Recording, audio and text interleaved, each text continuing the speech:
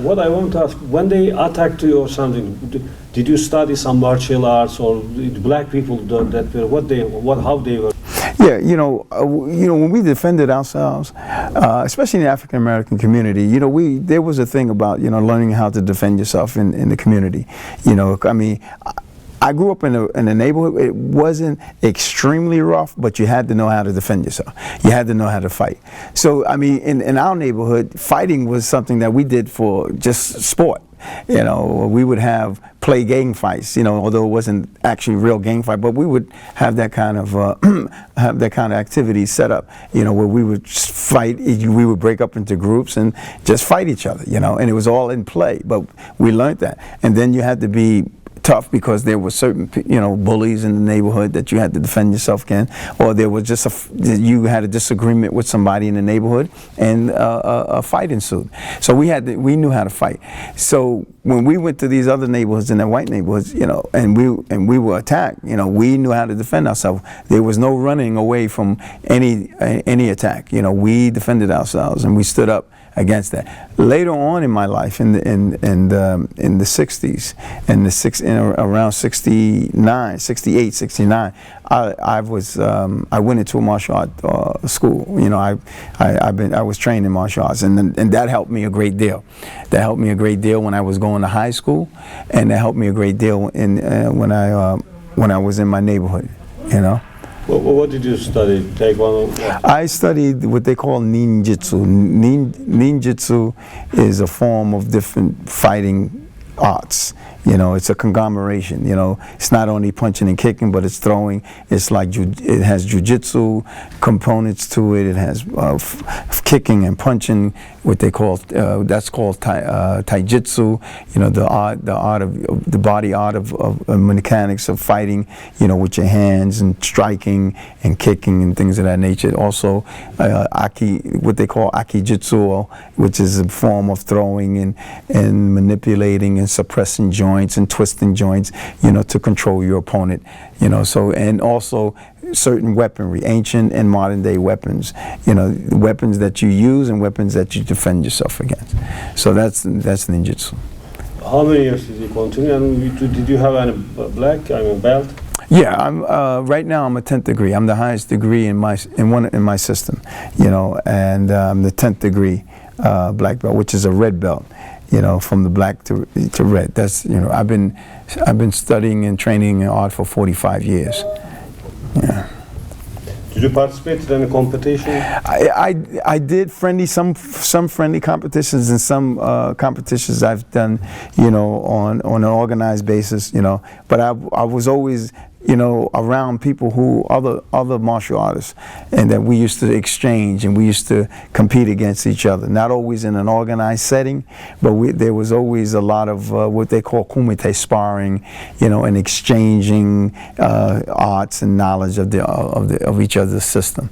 So I was involved in that, primarily, during my early stage of martial arts. We will come to Islam after that. Let's finish your life before Islam.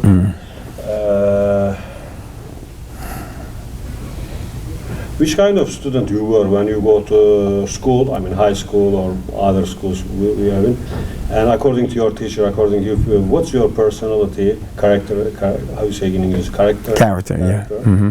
And do you have any good or bad memory from your education? No, education, the memories I have of education is a very good one, because I was eager to learn. Back in the times, I came from an era, just before that era where, education was sort of like suppressed for African Americans, And I come from a family that, matter of fact, my grandfather and grandmother, they were daughters of slaves. So I come from that era, you see. My parents, my grandparents grew up in the South, and they had parents, although my grandfather's white, my grandfather's parents are white. My grandmother, her parents were Africans, and so and so forth. And I can remember, how very strong setting that my mother had about education. She was very, very strong-minded about that, and there was no leaving the school, no matter how long it took us. Everybody graduated except for my brother. From high school. Two of my brothers went to college, and I went. Like I said, I did 2 years in college, but I had good memories of school. I had no problems going to school. I had always a desire to go to school. I was a little above average student. I knew, I was very inquisitive about certain subjects. Like I loved social studies and geography and math and science, English. I mean, basically, all the basic subjects. I was very strong in learning about, and like I said, I was a little above average student, but like I said, I had other things in my mind. I was very what they call acquisitive, about things. I had to know. I asked a lot of questions, even among my parents and my aunts and so forth. So my memory of school was very positive. Extremely positive. I had good teachers. Back then, teachers taught, not like I see today. Teachers taught, and they worked with you. And even when I went to those schools in the white neighborhood, those teachers were very strict about learning. It wasn't like they try to keep you back, or they kept you back. You had to learn. If you didn't meet the grade, you didn't go to the next grade. That's how strong it was. But they made sure you learned. And I can say for sure, from what I know today, the things that I know today, how I understand things today, is based on first Allah subhanahu wa ta'ala, and then what Allah subhanahu wa ta'ala has allowed me, to be surrounded by the environment that I came from. So education was very, very key in respect to my upbringing. Okay.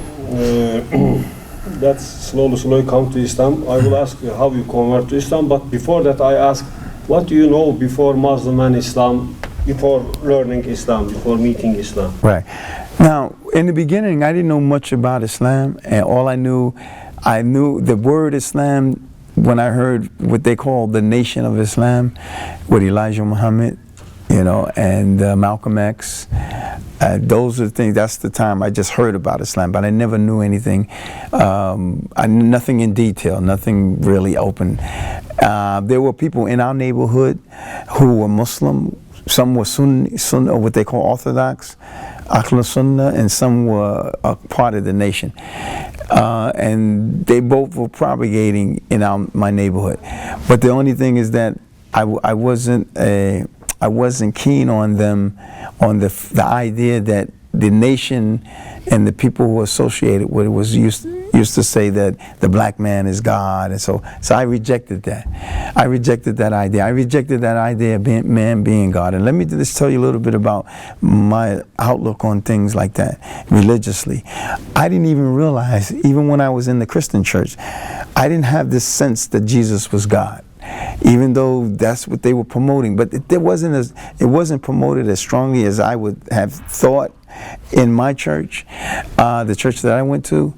But I never thought. Now I heard Son of God, but it didn't dawn on me that they meant literally in that sense. So I had no real perspective theologically about this concept of Jesus. I used to always delve into reading the Old Testament. So in reading the Old Testament, I was more involved in reading the Old Testament. In reading the Old Testament, you get more of a sense of a God, of a strong God, like the God of Moses, the God of Abraham, the God of Adam. You get that sense. So that's the sense that I was given. And if I got in trouble, or if I felt that I needed some assistance and no one could help me, I always said, "Oh God, help me." I would never say Jesus help me. I didn't, because it didn't dawn on me. So that's the thing. So when I used to hear people say, well, man is God, black man is God, I rejected that. And I had a little simple argument that was profound for that time. I said, well, if you're God, create a fly. I at least knew that much.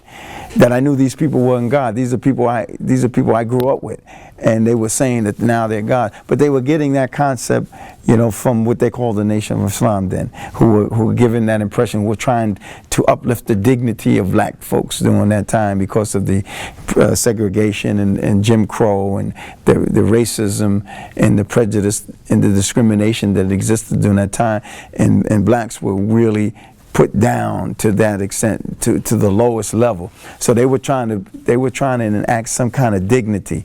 But for me, that to say that anybody is God wasn't part of that dignity.